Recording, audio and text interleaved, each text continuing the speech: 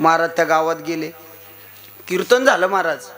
त्या लोकांनी महाराजाला पैसे बी दिले, पण 500च्या आणि 1000च्या अशा नोटाच दिल्या नाही महाराज.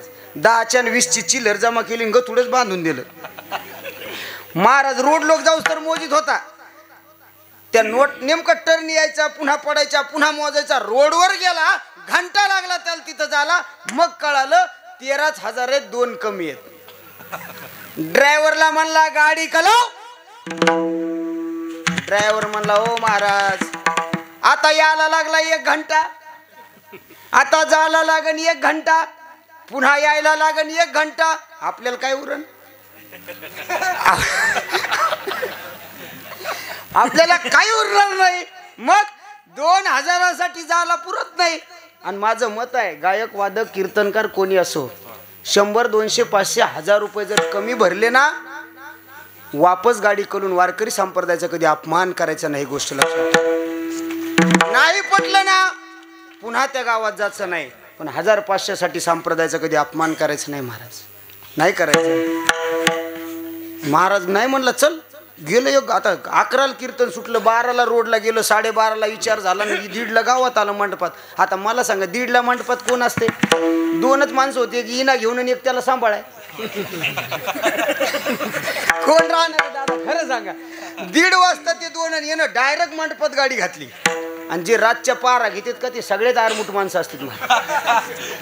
खरं सांगतो तुम्हाला, मला अनुभव आहे. ते म्हणतात बाबा आम्ही रातच्या पारा घेऊ, आम्हाला कोणी नाही पाहून. ते खरे परमार्थिक असतात, रागीट असतात. ते रामकृष्ण हरी म्हणून तार तोडते इण्याची, पण ही प्रामाणिक इना घेतील. हे ना डायरेक्ट मंडपात गाडी 1:30 वाजता घातली. उतरतानाच एंट्री सुरू केली. काय नालायक लोक आहे, मूर्ख तुम्हाला हाकली नाही. हे म्हणलं महाराज, जे इना घेतलं होतं त्याच्या बाजूचं होतं ते म्हणलं महाराज तू कीर्तनात तर बरा होता, असा बिघाड्यावानी काऊन करायला? काय झालं, लाज वाटत नाही म्हणला? 10च्या आणि 20च्या नोटा देत असतात का महाराजाला? ते म्हणला तेवढंच होय, मी 500चे देतो, काऊन ताण घ्याले. पण असं बोलू नका ना, त्याच्यात बी 2000 कमी, 2000 बी देतो आणि त्या 500चे करून देतो. आणा इकडे ग थोडं.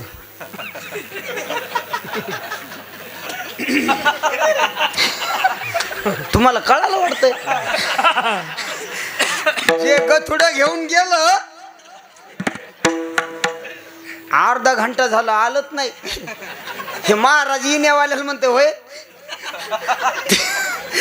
ते येतय का नाही? ते म्हणलं असं कसं, आमच्या गावाला का असं समजायले का? काय अडचण आली असेल मी त्याला बोलितो, तुम्ही इना घ्या. गांजले गांजले त्याशी म्हणे जेव्हा फुले, रंजल्या गांजलेल्याला आपलं म्हणणारा माणूस पाहिजे महाराज. उपेक्षित लोकांना आपलं म्हणा. ऐका ना, आपल्याला एक सवय आहे, आपण मोठ्या माणसाला आपलं म्हणतो, लहान माणसाला आपण आपलं म्हणत नाही. लहान माणसं आपल्या जवळ येतात. माझं असं मत आहे, मोठ्या माणसाकडे आपण बोलतो पण मोठी माणसं आपल्याला भाव देत नाहीत दादा. कधीतरी लहान माणसाकडे तुम्ही बघा आणि लहान माणसाच्या हाकेला ओ द्या, ते आयुष्यभर तुमची साथ सोडणार नाही. लक्षात ठेवा, ही काळाची गरज आहे. पण नाही, स्वभाव आहे माणसाचा. मी तर नेहमी सांगत असतो, लोक लहान माणसाला त्रास देतात आणि मोठ्या माणसाच्या पाया पडतात. हा नियतीचा नियम आहे. बघा तुम्ही बरोबर 0 ते 9 किती आकडे? बरोबर आहे, ऊन आहे, खरं आहे. टाळ्या वाजव एकदा त्याच्यासाठी. तुम्हाला भरोसा आहे ना का नाही? खरंच का? अरे 0 ते 9 10च आकडे आहेत ना. सगळ्यात मोठा आकडा कोणता आहे? वा, 9 मोठा आहे. बरोबर आहे का? 9 मोठा आहे. का 9 मोठा आहे? का मान्य केलं यांनी 9 मोठा आहे? अहो, मान्य करायची काय गरज आहे? 9 मोठाच आहे ना, मान्य करायची काय गरज आहे? पण 9ला लयच घमंड ना. काऊन? मोठा आहे ना. बऱ्याच लोकांना घमंड असतो महाराज. तो 9 कोणी बी असू शकतो. बरं, तो कीर्तनकार असू शकतो, तो गायक असू शकतो, तो वादक असू शकतो, तो कोणी असू शकतो. मग 9 आपल्या वजनात राहावं का नाही? 9 मोठा असल्याचा फायदा घ्यावा, गैरफायदा घेऊ नये. फायदा घ्यावा, गैरफायदा घेऊ नये महाराज. 9 काय केलं? एके दिवशी गैरफायदा घेतला ना, 8ला जवळ बोलवलं आणि 9 8ला बोलिले. 8 असा पळतच आला. जसा 8 जवळ आला, 9 8च्या कानाखाली हाणली खणखून. 8 काल सोडला, आता 9 8ला मारू शकते, पण 8 9ला मारू शकते का? मारू शकते का? कोण म्हणलं मारू शकत नाही? मारू शकते ना. 8 आणि 9 मध्ये फरकच किती आहे? एकचा फरक आहे. सहज मारू शकतं किंवा भांडणं तर करू शकतं. त्यानं 2 हाणलं तर 1 तर हाणेल ना. हा 5 4 6 नाही मारू शकत 9ला, पण 8 मारू शकते. बराबरीची लढत होईल. पण माणसाचा स्वभाव आहे, कधी कधी उर फाटून पाहिलं पाहिजे. जमलं तर जमलं. मी अशी डेअरिंग केली म्हणून तर इधर आलो. नाही मला कोणी कीर्तन बी करू देणं गेलं सुरुवातीला. खरंय दादाला माहित आहे, अंकिराम बाप्पाला माहित आहे. हे मी वारकरी संप्रदायात निघालेला आडाव झाड आहे. आडाव झाड माहिती ना, शेतकऱ्याला माहित आहे. हे तासातलं नाहीये, हे आडाव आहे. पण बोंड पहिल्यापेक्षा चांगले दिसले म्हणून राखलं, बाकी काही नाही. हा लक्षात ठेवा. पण या झाडाची पारख करणारे गुरुवरे वैकुंठवासी हरिभक्त परायण नथुराम महाराज केळकर बाबासारखे होते महाराज. म्हणून हे झाड वाढलं, नाही तर कवात लोकांनी उपटून उकांड्यावर टाकलं असतं. चला हे पण मारलं महाराज 9 ना 8ला. उरफाटून पाहिलं पाहिजे. आमच्या गावात एक पेनार आहे, ते चावडीवर उभं राहतं आणि सारखे अशा बाया मागं सारितो. मह्या कोण नादी लागतं. आता पेनाराच्या कोण नादी लागत, पण लोक भेटतात म्हणून नादी लागत नाहीत. त्याची ताकद वाढली ना. मह्या कोण नादी लागतं. एके दिवशी लय मोठं पाकिटाचं कीर्तन कॅन्सल झालं. आणि कीर्तन कॅन्सल झाल्यावर मला लय ताण येतो. तुम्हाला कळलं नाही, माझ्या तब्येतीवर लक्ष द्यायला पाहिजे होतं तुमच्या. मला किती ताण येतो. मी गावात गेलो आणि पेनार माया पुढे उभं राहिलं, माझ्याकडे पाहून म्हणतो मह्या कोण नादी लागतं.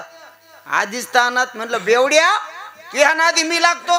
ती माया अंगावर पळतच आलं आणि माझ्या गळ्यात हात टाकला. म्हणला महाराज आपल्या दोघांच्या कोण नादी लागतं.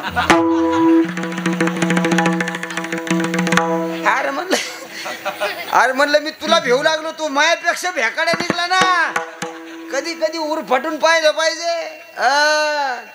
जमत असतं. 9 ना 8ला मारलं, 8 न 9ला नाही मारलं, 8 न 7ला मारलं. मग 7 न 6ला, 6 न 5ला, 5 न 4ला, 4 न 3ला, 3 न 2ला, 2 न 1ला मारलं. आणि 1 शून्याजवळ गेला आणि शून्याने गाल पुढं केला. प्रतिवर्षाप्रमाणे याही वर्षी 1 काय म्हणला जरा लक्ष द्या. 1 न शून्याला सांगितलं दादा, ए दादा मी तुला मारू शकतो, तेवढी ताकद आहे माझ्यात. आणि आतापर्यंत परंपरा चालत आली, मोठ्याने लहानाला मारलं, मी तुला मारू शकतो. पण मी तुला मारणार नाही. माझे एक काम करशील, बोला. माझ्या पाठीमागं उभा राहशील. शून्य जे वाक्य बोलला तेवढं वाक्य अंडरलाईन करून घ्या. शून्यानं सांगितलं दादा माझ्यापेक्षा मोठा असून तू मला सन्मान दिलास. जेव्हा मोठी माणसं लहान माणसाला आपलं म्हणतात, जेव्हा मोठी माणसं लहान माणसाला आपलं म्हणतात, तेव्हा लहान माणसं स्वतःचं अस्तित्व संपून मोठ्याची किंमत वाढीत असतात. शून्याने स्वतःचं अस्तित्व संपवलं आणि 1च्या पाठीमागे जाऊन उभा राहिला. किती झाला, किती झाला मला सांगायचंच नाही. कोणापेक्षा मोठा झाला? 9 पेक्षा मोठा झालाय. म्हणून मला त्या 9ला सांगायचंय. 9 म्हणजे तो कीर्तनकार, गायक, वादक, फार मोठाली माणसं. दादा लय शहाणपणा करूच नका, नाही तर 1 कवा 10 होईल ना कळायचंच नाही. लय जण डायरी सुद्धा पाहू देत नव्हते महाराज. हे सरक माझ्याकडे तारीख रिकामी नाही. आता ते आपल्याला म्हणते एखादी आहे का बघ. कशाचा परिणाम आहे? तुम्ही मिळालेल्या संधीचा गैरफायदा घेतला, त्याचा परिणाम आहे. म्हणून ऐका ना, 10 पंक्ती वाडा श्रीमंताच्या, 1 दिवसाच्या वर आठवण काढणार नाही. 1 पंगत वाडा माझ्या गरीबाची, आयुष्यभर तुमचे उपकार विसरणार नाही. ही गोष्ट लक्षात. आपण त्या रंजल्या गांजलेल्या लोकांच्या पाठीमागे जो उभा राहतो ना, जे का रंजलय गांजलय अशी म्हणे जो आपुले.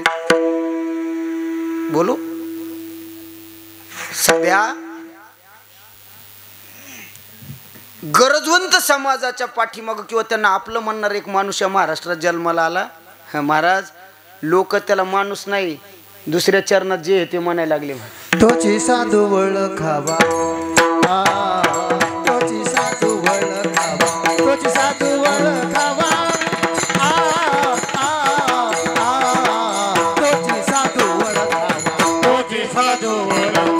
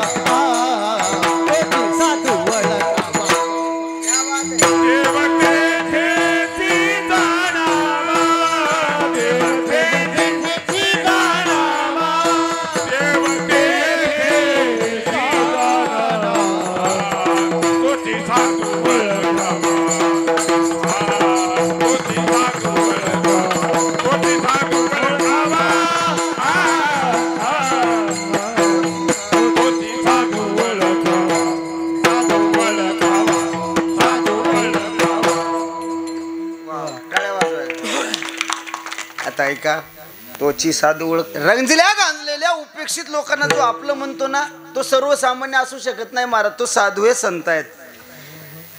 थोडंसं चिंतन मांडण्याचा प्रयत्न करतो नारायण महाराज. तसं अंशीराम आपण मला सांगितलं की महाराज हे गाव फार चिंतनीय आहे, एक थोडंसं चिंतन मांडू आपण.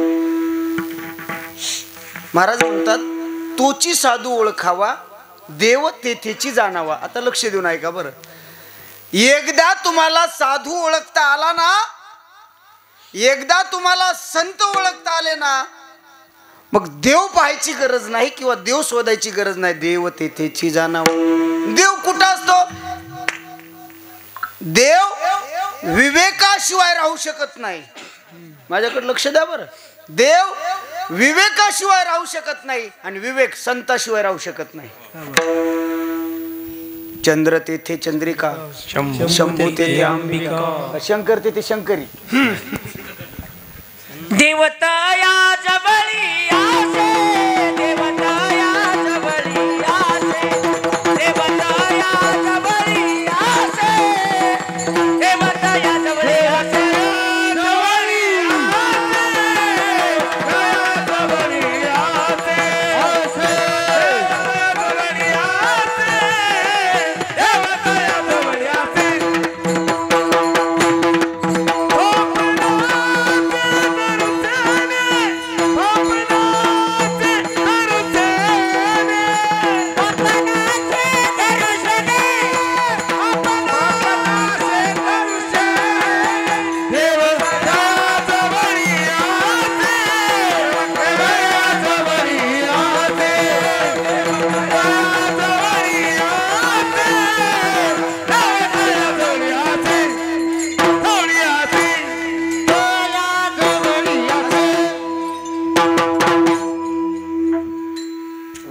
देवताया जवळी आसे. पापनाशे दर्शनी. महाराज चंद्र तेथे चंद्रिका, शंभू तेथे अंबिका आणि संत तेथे विवेका. असणे की जे असलेच पाहिजे. संत तिथे विवेक असला पाहिजे. ए इकडे बघ रे, पुढे लक्ष द्या. मी 3 प्रश्न विचारित असतो, लक्षात ठेवा. जे योग्य उत्तर देईल त्याला चांदीचं नाणं. हे मी खिशात गाडीतच राहिलं का, पण मी देईल हा कीर्तन झालं. फक्त नीट उत्तर द्यायची. इकडे लक्ष द्या, ऐका. जिथं संत आहेत तिथं विवेक आहे, जिथं विवेक आहे तिथं देव आहे. ज्याच्याकडे विवेक आहे तो संत. संतापाशी विवेक असतो असं म्हणण्यापेक्षा विवेक कोणापाशी नसतो. कोणापाशी असतो हे द्या सोडून. कोणापाशी नसतो? जो अहंकारी आहे आणि ज्याच्याकडे संशय आहे त्याच्याकडे विवेक नसतो. बघा बरं. जो अहंकारी आहे आणि जो संशयी आहे त्याच्याकडे विवेक नसतो आणि ज्याच्याकडे विवेक नसतो तो संत नसतो. उदाहरणार्थ मी तुम्हाला आता लगेच महाभारतात नेतो आणि लगेच भारतात आणतो. बघा, 1 रुपया खर्च येऊ देत नाही. महाभारतात नेतो तुम्हाला. गोपाल कृष्ण परमात्मा ज्याच्या रात्रंदिवस सोबत होते त्यांचा सखा असणारा अर्जुन. अर्जुनाकडे विवेक नव्हता. तुम्ही म्हणता महाराज अर्जुनावर संशय, देव ज्याच्या सोबत राहतो. हो, अर्जुनाकडे विवेक नव्हता. का? अर्जुनाकडे अहंकार होता महाराज. कोणता अहंकार? मी धनुर्विद्येमध्ये पारंगत आहे. अर्जुनाकडे अहंकार होता. संशय, अर्जुनासारखा संशयीच कोणी नव्हता महाराज. अर्जुनाने गोपाल कृष्ण परमात्म्यावर संशय घेतला. काय घेतला माहिती आहे का? अर्जुन म्हटलं देवाला, देवा हे तू जे मला एक गीता तत्वज्ञान सांगतोय ना, संशय आला बरं अर्जुनाला. देवाने सांगितलं अर्जुना हे मी तुला गुह्य ज्ञान सांगतोय ना, हे मी कोणाला सांगितलं नाही. अर्जुन म्हणला पण देवा मला जरा डाऊटच यायला. संशय चांगला नाही बरं महाराज. मनोनी संशयाउनी थोर अनेक पाप. हा, तेवढं पापच कोणतं नाही महाराज. संशय घ्यायचा नाही. संशयानं काय होतं महाराज, माणसं लांब जातात. तुमचा हेतू साध्य होत नाही. कशावरून कोणीही कसलाही संशय घेता अजिबात नाही. वस्तुस्थिती काय आहे हे बघितलं पाहिजे. म्हणतात ना कानाचा आणि डोळ्याचा 4 बोटाचा फरक आहे. लोक काय म्हणतात हे ऐकण्यापेक्षा मी काय बघितलंय याच्यावर विश्वास ठेवला पाहिजे. लोक सोयीनुसार माणसाचा वापर करतात महाराज. हा, जे कीर्तनकार पहिले कमी पैशात येत होता त्यांना थोडे पैसे वाढले, लोक म्हणले ते नीट कीर्तनच करेन. अरे तुला जाऊ का ना ते, बाकी काय. ध्यान सोडून. आणि माझं म्हणणं आहे, जी गोष्ट आपल्याला परवडत नाही ना त्याच्या नादी बी लागायचं नाही. लोक टमाटे महाग झाले की आडे ते महाग झाले. येडे हो, काजू महाग झाले. आमचा शेतकरी कधी ओरडला का? आम्ही घेतं नाहीत आणि खातं नाहीत. काय ताण घ्यायचा त्यात? आम्हाला जी गोष्ट परवडत नाही आम्ही तिच्या नादी बी लागत नाही. आमचा स्वभाव आहे. पण लक्ष द्या, संशय घेतला. देवा ऐका बरं, 2च मिनिटात आवडतो. म्हणजे आणि खरं सांगू का, आपल्याला संसारातल्या गप्पा सांगितले की लय आवडतं महाराज. देवाचे चरित्र ना आवडे सर्वत आणि विनोदाची कथा गोड वाटे. अर्जुनाने हा संशय घेतला. देवा हे जे तत्वज्ञान सांगितलं नाही मलाच सांगितलं का अजून कोणाला सांगितलं? देवाने सांगितलं. काय संशय घेतो अर्जुना? अरे जे मी माझ्या मायबापाला सांगितलं नाही ते तुला सांगितलं. जे न संगे माता देवकीसी, जे न संगे पितया वसुदेवासी, जे न संगे माता बंधू बळी भद्रासी, ते गुह्य अर्जुनाशी बोलत. अरे मायबापाला नाही सांगितलं, भावाला नाही सांगितलं, ते तुला सांगतोय. अर्जुन म्हणला मायबापाचं आणि भावाचं कोणाचं जमत नाही, पण माय आणि बाप आणि भावापेक्षा वाटतं कदर कदर. लाईट तुम्हाला वाटलं जात नसती, पण माया कीर्तनात जाती. बरं नशीबच तसं आहे, जेथे जावे तेथे माया लग्नात मंडप उडून गेलता, कीर्तनात लाईट जाईल. काय मोठी गोष्ट आहे? त्यामुळे काही नाही, जाऊ द्या महाराज. अहो मायबापापेक्षा सुद्धा जवळची व्यक्ती आहे देवा. कोण? बायको. महाराज देवाने सांगितलं, अरे एवढा संशय घेतो अर्जुना? लक्ष्मी एवढी जवळीक, परिती न जाणे या प्रेमाचे सुख. आज कृष्ण नेहाचे बिक यातीचे अति. कृष्णा बायकोला जे नाही सांगितलं, पण कृष्णा तो डाऊट घेतला, संशय घेतला ना अर्जुना. मग ऐक, मग देव म्हणे पंडुसुता, हाची योग आम्ही विवस्वता, कथिला परी ही वार्ता बहुत दिवसांची. अर्जुना संशय घेतो ना, मग ऐक, हे जे तत्वज्ञान आहे ना, हे आम्ही विवस्वान म्हणजे सूर्याला सांगितलेलं आहे. अर्जुनानं पुन्हा संशय घेतला. देवा काय गप्पा आणतो रे? मग हा विवस्वान म्हणजे काही? अर्जुन म्हणतो देवाला, आपुल्या वडीला ठाऊवे नाही, मग तुझ्याची केवी पायी उपदेशीला. अरे तुझ्या बापाला सूर्य माहित नाही, माया माहित नाही, कधी झालं तर कोणाला सांगतो? पुन्हा संशय.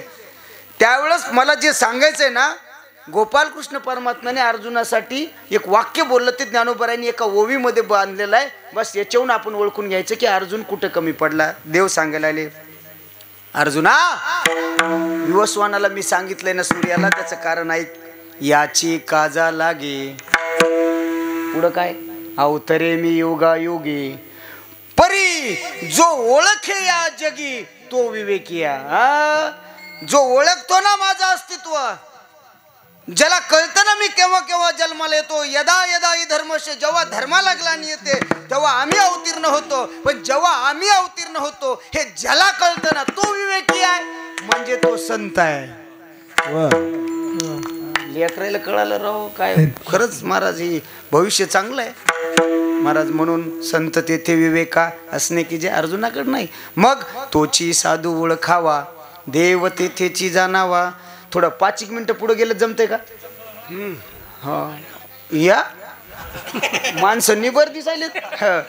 नाही तर एका गावात म्हणलं 5 मिनिटं पुढे जाऊ देऊ का, एक बोल ना एक, आणि एक म्हाताऱ्या लांबूनच म्हणते बघ ना तू या आकारा ना म्हणलं. पण विवेक संताशिवाय राहत नाही बरं का विवेकराव. आणि म्हणून तुम्हाला माझं म्हणणं असं आहे की 5 मिनिटं पुढे गेलं की आपला ओव्हर टाइम सुरू होतो, आणि ओव्हर टाइम दुप्पट असतो. तुम्ही म्हणता तुला काय माहित, I am company return man. मी कंपनीतून वापस आलेला माणूस आहे. तुम्ही म्हणता मग इकडं काऊन आला, तिकडं परवडणं म्हणून आलो. तुम्ही पुन्हा म्हणता तिकडं काऊन गेलता, लग्न होईन म्हणून गेलतो मायच्या ना. हो मग ओव्हर टाइम आहे ना आपला, जमल ना ओव्हर टाइम. बाबा त्या अण्णा म्हणले जमते, त्याचा नंबर घ्या बरं. जाताना भेटा, नाही तर तुम्हीच गायब व्हायचे तर मग काय करू. हो ताते त्याचा नंबर आहे ना. महाराजाला वाटतं मी लय हुशार आहे, पण त्याच्यापेक्षा लोक बी लय हुशार असतील. एका गावात एका महाराजाची तारीख घेतली.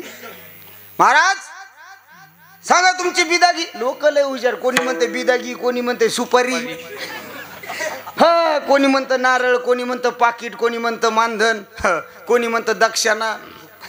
कोणी म्हणतं तुमचा बुक्का सांगा. लय अवघड आहे महाराज. हो काय काय तर म्हणते वातावरण, तुमचं वातावरण कसं आहे. मी म्हणलं आहे आधा पावसाळा आधा हिवाळा काय इकडे लक्ष द्या. सांगा महाराज म्हणे तुमचं किती मानधन आहे. महाराज म्हणले हो मी 15,000 घेतो. ते म्हणलं 15 घेतो, मी बी 15 देतो ये. ते गाव बी असं होतं, हायवे पासून 8 किलोमीटर होतं, पण त्या गावात जायला घंटा लागायचा. रस्ता असा वळणाचा डोंगराचा असा रस्ता. महाराज त्या गावात गेले, कीर्तन झालं महाराज. त्या लोकांनी महाराजाला पैसे बी दिले, पण 500च्या आणि 1000च्या अशा नोटाच दिल्या नाही महाराज. 10च्या आणि 20ची चिल्लर जमा केली आणि गथुडच बांधून दिलं. महाराज रोड लोक जाऊस तर मोजीत होता. त्या नोट नेमका टर्न यायचा, पुन्हा पडायचा, पुन्हा मोजायचा. रोडवर गेला, घंटा लागला त्याला तिथं झाला. मग कळालं 13,000 आहेत, 2 कमी आहेत. ड्रायव्हरला म्हणला गाडी कलव. ड्रायव्हर म्हणला हो महाराज आता यायला लागला 1 घंटा, आता जायला लागन 1 घंटा, पुन्हा यायला लागन 1 घंटा. आपल्याला काय उरण, आपल्याला काही उरणार नाही. मग 2,000साठी जायला पुरत नाही. आणि माझं मत आहे गायक वादक कीर्तनकार कोणी असो, 100, 200, 500, 1000 रुपये जर कमी भरले ना, वापस गाडी करून वारकरी संप्रदायाचा कधी अपमान करायचा नाही. गोष्ट लक्षात नाही. पटलं ना पुन्हा त्या गावात जायचं नाही. पण 1000-500 साठी संप्रदायाचा कधी अपमान करायचा नाही महाराज, नाही करायचं. महाराज नाही म्हणलं चल गेलो. आता 11ला कीर्तन सुटलं, 12ला रोडला गेलो, 12:30ला विचार झाला, 1:30ला गावात आलं मंडपात. आता मला सांगा 1:30ला मंडपात कोण असते. 2च माणसं होते, एक इना घेऊन आणि एक त्याला सांभाळाय. कोण राहणार दादा खरं सांगा. 1:30 वाजता ते 2 आणि येणं डायरेक्ट मंडपात गाडी घातली. आणि जे रातच्या पारा घेतात का ते सगळेच आरमुठ माणसं असतात. खरं सांगतो तुम्हाला, मला अनुभव आहे. ते म्हणतात बाबा आम्ही रातच्या पारा घेऊ, आम्हाला कोणी नाही पाहून. ते खरे परमार्थिक असतात, रागीट असतात. ते रामकृष्ण हरी म्हणून तार तोडते इण्याची, पण ही प्रामाणिक इना घेतील. हे ना डायरेक्ट मंडपात गाडी 1:30 वाजता घातली. उतरतानाच एंट्री सुरू केली. काय नालायक लोक आहे, मूर्ख तुम्हाला हाकली नाही. हे म्हणला महाराज, जे इना घेतलं होतं त्याच्या बाजूचं होतं ते म्हणला महाराज तू कीर्तनात तर बरा होता, असा बिघड्यावानी काऊन करायला. काय झालं, लाज वाटत नाही म्हणला. 10च्या आणि 20च्या नोटा देत असतात का महाराजाला. ते म्हणला तेवढंच होय, मी 500चे देतो, काऊन ताण घ्याले. पण असं बोलू नका ना, त्याच्यात बी 2,000 कमी, 2,000 बी देतो आणि त्या 500चे करून देतो. आणा इकडे ग थोडं.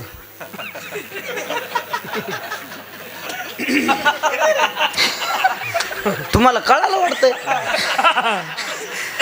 जे गथुडं घेऊन गेलं, अर्धा घंटा झाला आलत नाही. हे महाराज येण्यावाल्याला म्हणते होय ते येतय का नाही. हे म्हणलं असं कसं, आमच्या गावाला का असं समजायले का, काय अडचण आली असेल मी त्याला बोलितो, तुम्ही इना घ्या.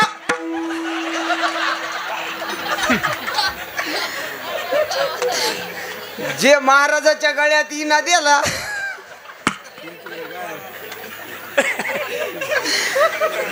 त्याच्यानं भाऊ मला ओव्हर टाइम बी नग, तुमचा इना बी घेणं नग, मग आहे तेवढं द्या. विठ्ठल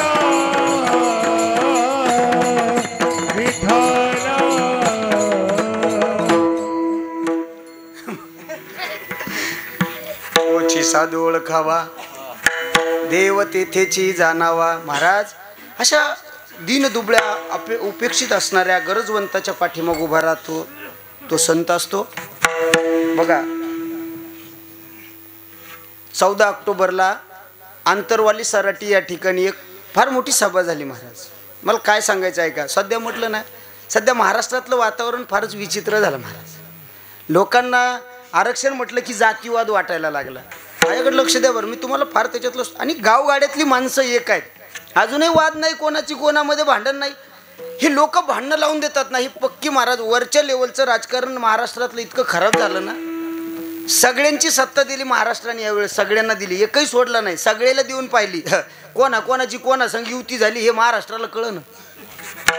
शिवसेना सत्तेत का बाहेर हे अजून लोकांना माहीत नाही, राष्ट्रवादी सत्तेत का बाहेर अजून लोकांना माहीत नाही. वस्तुस्थिती आहे, सगळे सारखे आहेत. यावेळेस महाराष्ट्राच्या जनतेला कळालं की ही माणसं फक्त स्वार्थी आहेत. खऱ्या लोकांच्या पाठीमाग कोणी उभा राहत नाही. 170 एकर जमीन जी होती ना अंतरवालीला लेवल केलेली, माझ्याकडे लक्ष द्या, मला काय सांगायचं. इंचभर धुरा कोरला तर एकमेकाच्या जीवावर उठणारी माणसं आहे आपण. पण 170 एकर जमीनमध्ये कोणाचा धुरा कुठून आहे हे कोणालाच माहीत नव्हतं.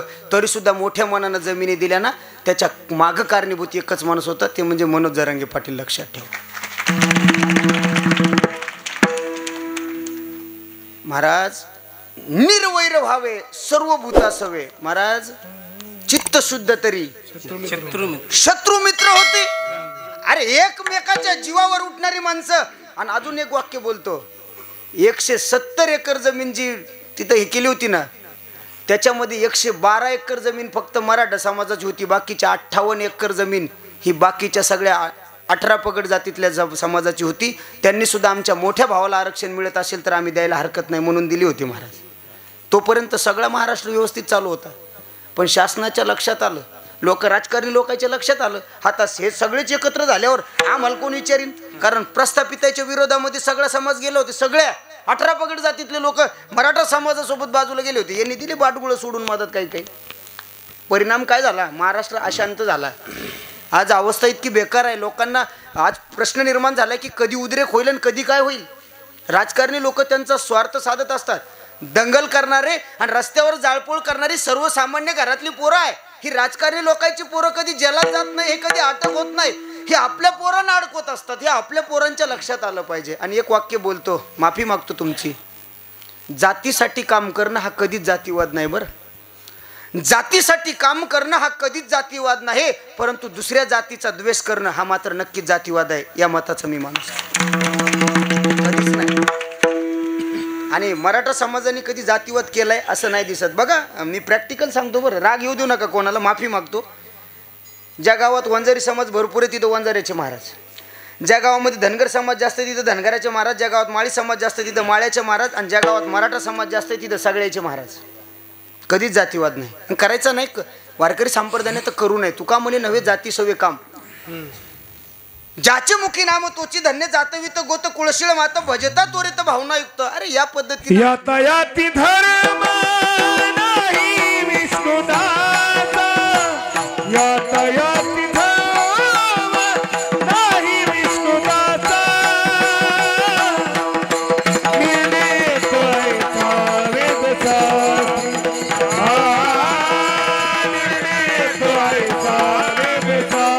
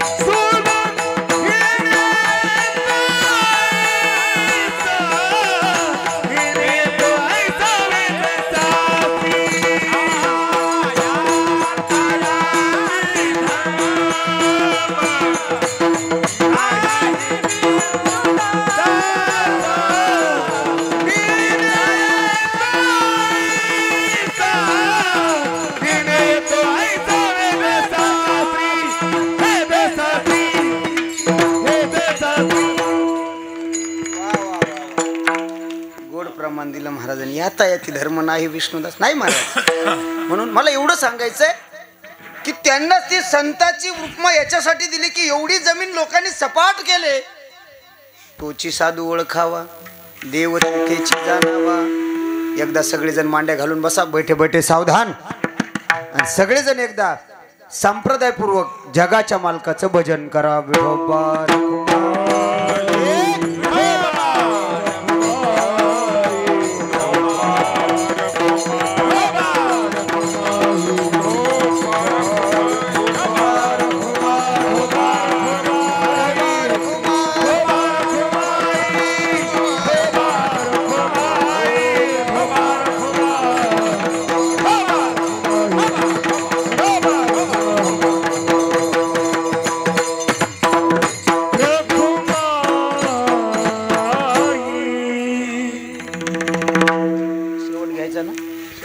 2 चरणाचा आपण भावार्थ बघितला. एक धावते वेगात 2 चरण सांगतो. शेवटचं चरण घेऊन शेवेला पूर्णविराम. महाराज म्हणतात, मृदू सबाह्य नवनीत तैसे सज्जनाचे चित्त. सज्जनाचं चित्त कसं आहे? अरे जसं लोणी आहे ना, लोणी मुलायम असतं, मऊ असतं, आत बाहेर सारखं असतं ना, तसं सज्जनाचं चित्त आहे. चित्ताचा इम्पॅक्ट पडत असतो बरं. लहरी असतात, लहरी. आता थोडं 2 मिनिटं ऐका, फार गोडे. माझा वेळ खुणवतोय. घडी सुद्धा तुम्ही बरं झालं डोक्यावर लावली, नाही तर आम्हाला वेळच कळत नाही. कारण आमचं काम, माझं काम वघारासारखं हिरवटीला लागलं की दुधाचा इसर पडतो. पण माझ्याकडे लक्ष द्या महाराज. चांगल्याच्या संगतीत राहा. त्याच्या मनावरच्या लहरी तुमच्यावर परिणाम करत असतात. ही जी टावरची रेंज आहे ना, फ्रिक्वेन्सी, हिचा शोधच त्याच्यापासून लावलाय. तुमच्या मनाची, तुमच्या म्हणतात ना, ढवळ्या शेजारी पवळ्या बांधला, वाण नाही पण गुण लागला का, त्याच्या विचाराचा परिणाम त्याच्यावर होत असतो. बघा अजून सांगतो, 2-3 महिन्याचं 4 महिन्याचं असं लेकरू, त्याला जवळ घ्या. बघा तुम्ही कोणाच्या कडेवर असू द्या, कोणाच्या जवळ असू द्या, तुम्ही त्या लेकराच्या जवळ जा आणि मनातली मनात त्याच्याबद्दल घाणघाण तुम्हाला जे बोलता येईल वक्तव्य ते करा. 2-4 शिव्या द्या मनातली मनात, आणि त्या लेकराला जवळही म्हणा. ते लेकरू तुमच्याकडे येत नाही का? कारण तुमच्या अंतकरणातल्या लहरीचा परिणाम त्याच्यावर होत असतो. बघा एक उदाहरण सांगतो. एक ग्रामीण भाग होता. एका व्यक्तीला जुळ्या मुली झाल्या, 2 जुळ्या. आपल्याकडे काय म्हणते त्या जुळ्याला? जुडवा हिंदी शब्द आहे. आवळ्या जावळ्या, हे खरं आहे. ऐका, आवळ्या जावळ्या. हा, मराठीत जुळ्या, हिंदीत जुडवा, इंग्लिश मध्ये ट्विन्स, गावरान भाषात आवळ्या जावळ्या. हा आवळ्या जावळ्या 2 मुली झाल्या. दिसायला सारख्या आहेत, मायबापी हौशी होते. सारखेच मुलीला कपडे असायचे, वेण्याही सारख्याच असायच्या, दप्तर सारखं, रिबिन सारखं. महाराज ओळखू यायच्या नाही हो. शाळेत सुद्धा 2 जणी ओळखू नाही यायच्या. लहानाच्या मोठ्या झाल्या. ऐका, दोघीचंही लग्न एकाच मंडपात झालं. काय महाराज, कर्मधर्म संयोग, दोघीलाही मुलं एक सोबत झाली. पण त्याच्यातली एक जण, मुलगा 1-1.5 महिन्याचा झाला आणि एक जण मरण पावली. महाराज इकडे लक्ष द्या. एक जण मरण पावली. ही बातमी कळाली, सगळेजण आले, सगळेजण रडतायत. 10 बाय 10च्या खोलीमध्ये त्या माऊलीला बसवलं महाराज मांडी घालून. सगळेजण रडतायत. आई रडते आहे, माझा काळजाचा तुकडा गेला. बाप रडतोय. तालुक्यात चर्चा होती हो माझ्या 2 मुलीची. देवानं माझ्याकडून एक हिरावून नेली. भाऊ रडतोय. सगळेजण रडतायत. पण सगळ्यांच्या रडण्यापेक्षा 1-1.5 महिन्याचं बाळ अंतकरणातून टाहो फोडून रडताय. अरे सगळ्यांचं कोणी ना कोणीतरी गेलं होतं महाराज, पण त्या 1.5 महिन्याच्या बाळाचं सर्वस्व गेलं होतं. आई गेली, सर्वस्व गेलं महाराज. स्वामी तिन्ही जगाचा, आई विना भिकारी. आज त्याला भिकार पण आलं महाराज. 1.5 महिन्याचं बाळ टाहो फोडून रडतंय. त्या बाळाचा आवाज ऐकल्याबरोबर सगळ्यांचं रडणं थांबलं. आता या बाळाला कसं शांत करावं हा प्रश्न प्रत्येकाच्या मनात घोंगावत होता. बाळ काय रडायचं थांबत नाही. एक म्हातारी आजी बाजूला बसली होती. ए पोरी ओ, काय बघता ग? अरे त्या बाळाची आई गेली. 1.5 महिन्याचं लेकरू आहे, रडते ना ते बाळ. त्या बाळाला त्याच्या मावशीच्या मांडीवर टेका ना. त्याची मावशी त्याच्या आईसारखीच दिसते. आम्हाला ओळखू येत नाही, कोणाला ओळखू येत नाही. त्या 1.5 महिन्याच्या बाळाला काय ओळखू येईल ग? टेका त्या मांडीवर. ऐका ना दादा, 1.5 महिन्याच्या बाळाला आईच्या मांडीवर टेकलं, मावशीच्या मांडीवर टेकलं. वाटलं बाळ शांत होईल. बाळ अधिकच जोरात रडायला लागलं. त्यावेळेस सगळ्या जणांनी महाराज विचार करायला लागले, अरे कोणालाच आई ओळखू, 2 बहिणीतला फरक ओळखू येत नाही, पण पोराने आई आणि मावशीतला फरक ओळखला महाराज. आता कसं शांत करावं पोराला? ऐका हो, वारकरी दादा तिथं होते. वारकऱ्यानं सांगितलं, हो ताई माझं एक ऐकता का? बोला ना महाराज. अहो त्या बाळाच्या आईला ज्या घरात बसवलंय ना भिंतीला टेकन देऊन, त्या 10 बाय 10च्या खोलीत एकदा पोराला घेऊन जाता. मांडीवर कसं टेकावं दादा त्या पोराला? एकदा घेऊन जा. 10 बाय 10च्या खोलीत त्या पोराला उचललं महाराज. दरवाजातून 10 बाय 10च्या खोलीमध्ये जसं त्या पोराला नेलं ना, मधात गेल्याबरोबर पोरग रडायचं शांत झालं. आई जरी प्रेत रूपात असली ना, तरी सुद्धा तिच्या चित्तातलं प्रेम आपल्या बाळासाठी त्या 10 बाय 10च्या खोलीत फिरत होतं. जसं पोरग त्या खोलीमध्ये गेलं, त्याच्या आईचं वात्सल्य, त्याच्या आईचं प्रेम मिळालं आणि ते पोरग रडायचं शांत झालं महाराज. अहो, प्रेम एवढं अंतकरणातल्या चित्तातल्या लहरी आजूबाजूच्या परिसरावर इम्पॅक्ट करत असतात दादा. म्हणून विचार करत असताना चांगले विचार केले पाहिजे. चांगला विचार केला तर समाजावर, आजूबाजूच्यावर त्याचा चांगला परिणाम होत असतो. म्हणून लोक म्हणतात चांगल्याच्या संगतीत राहा, संगतीने होतो पंगतीचा लाभ. चांगल्याच्या बघा तुम्ही, एका गावात 10-15 पोरं बिघाड्यावानी करू लागले. लोकांनी एका महाराजाला गुत्तच दिलं, बाबा महाराज मंदिरात जा, 10-15 पोरायला सुधरवा. 15 दिवसानं लोकांनी जाऊन पाहिलं, पोरं सुधारले नाही, महाराज बिघाडा. त्यांच्या मनातल्या लहरी याच्यावर जास्त परिणाम करायला लागल्या. थोडक्यात काय असा इम्पॅक्ट होत असतो महाराज. म्हणून मृदू सभा नवनीत तैसे सज्जनाचे चित्त, दया करणे जे पुत्राशी. अरे जेवढं प्रेम, गुरुनाम गुरु सगळ्यांना माहीत आहे कथा भाग. मोतीराम महाराजांच्या जीवनातला प्रसंग आहे. पायाला जखम झाली होती दादा, मलम सुद्धा लावू दिला नाही जखमेला, त्याच्यामध्ये आळ्या झाल्या आणि चालताना एक आळी जमिनीवर पडली. चालता चालता महाराज पाठीमागे आले, ती आळी उचलली, धोत्रानं आळी साफ केली आणि परत जखमीवर टाकली. बाजूचा एक जण म्हटलं, ओ महाराज, अहो पडली होती ना, कशाला उचलली? त्यानं सांगितलं, अरे असं काय बोलताय, ती जर खाली पडली आणि तिला जर खायला नाही मिळालं तर ती जगल कशी? अरे आपल्या पायातल्या आळीवर सुद्धा दया करतात ना, त्याला संत म्हणतात महाराज. दया करणे जे पुत्रास. अरे मग तेची दासा आणि दासी. अरे संत नौकरावर काय, किड्या मुंग्यावर सुद्धा तेवढं प्रेम करतात. म्हणून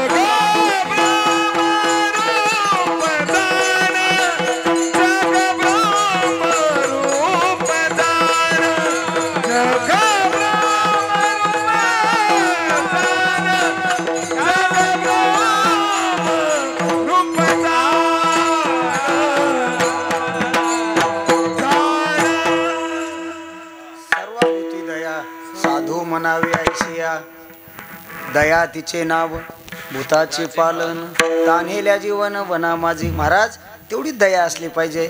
म्हणून दया करणे जे पुत्राशी, तेची दासा आणि दाशी. बदल करायचा नाही बरं. तर माझ्याकडे वेळ नाही, कधी वेळ मिळाला तर मी पुन्हा येईन, मी पुन्हा येईन, मी पुन्हा येईन. कीर्तनाला म्हणतोय मी नाही. आणि कीर्तनाला यायला जर तुम्ही लय अडचणी आणल्या तर मी गायक म्हणून येईन, पण पुन्हा येईन, एवढं लक्षात ठेवा. येईन एवढं पक्क आहे, याच्यापेक्षा काही बाजूला बोलत नाही बरं का सभापती साहेब. याच्यापेक्षा कोण भेटला मग भक्त एवढा टाळ्या वाजवायला एकलाच बिचारा, त्याला कोणी सपोर्ट करीन, आहे का नाही? ऐका महाराज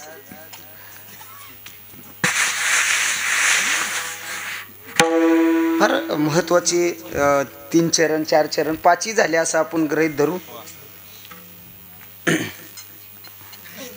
का गुत्त घेतलं का मी ते म्हणतोय 6वं खाऊन सोडलं. अरे वा हे असे पाहिजे महाराज. पैसा वसूल कार्यक्रम आहे. लक्षात ठेवा महाराज. अरे तू बरं आहे म्हणते. अरे तुम्हाला सांगू किती